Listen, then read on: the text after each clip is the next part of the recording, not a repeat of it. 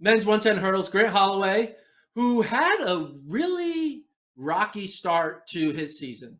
Well, he had a really rocky start to his outdoor season. He had an incredible indoor season, but he was pulling out of races because of conditions. He was in like a bad windstorm, then in that bad weather storm. He wasn't running that fast, and then he gets beat by Devin Allen in New York, and then there's like all these questions. Yep. Like, hey, you're thinking about, well, he did lose the Olympic title, and now you're thinking like, is Grant Holloway constantly going to have a hole in his game?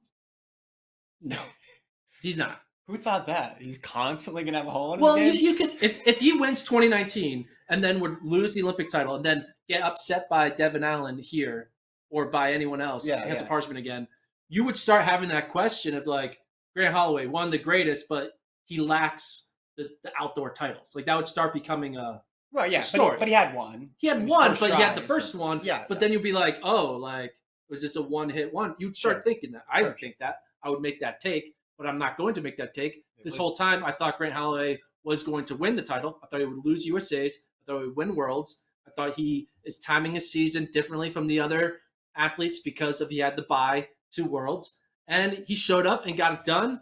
Ran 13-0 in back-to-back rounds. 13:03. 13:03 for the win. It seemed like the right outcome. Not that we're looking for right or wrong outcomes, but Grant Holloway is the best hurdler in the world.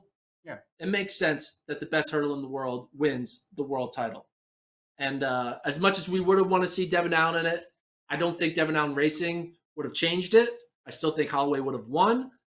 Maybe people disagree, but and Parchment too. Like Parchment was looking so good through the earlier rounds. I just think I want to see that race again, or I want to see more Diamond Leagues. Yeah, we need to see a Diamond League. Grant's obviously deserved gold medalist, and 1,000%. Yeah, and what he did back to back is really impressive. But I just when you get 2 out of the 5 best, that's his point. You can accept 4 because all right, it's track and field.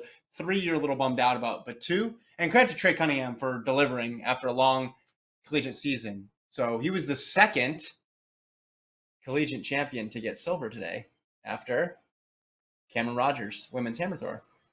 Bowerman nominee. Two collegians today got silver medals. One last thing on Grant Holloway.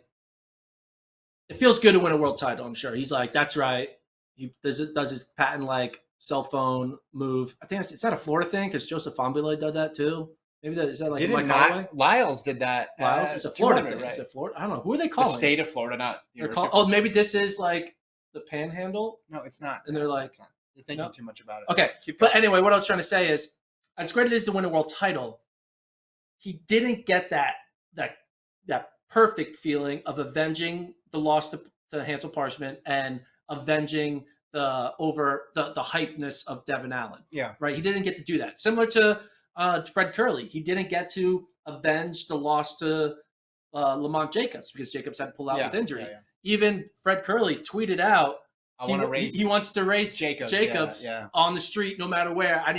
We need to resettle this, you know? And that's the only negative you can even take, I would say, from Grant Holloway's performance, and even Fred Curley's, right? Is that like it didn't have that full encompassing, like, all right, I beat everyone that was there and healthy. But you're never gonna get that. You're never gonna get that. That's true. You're never gonna get that, but still, And the problem is, or the thing that's fine about it is you don't really, as I was talking about yesterday, you're not gonna remember that. You don't really remember it. You don't quit. I mean, the diehard nerds remember it, but you got the gold medal around your neck. Well, I remember the 2016 NCAA 100-meter dash beating week.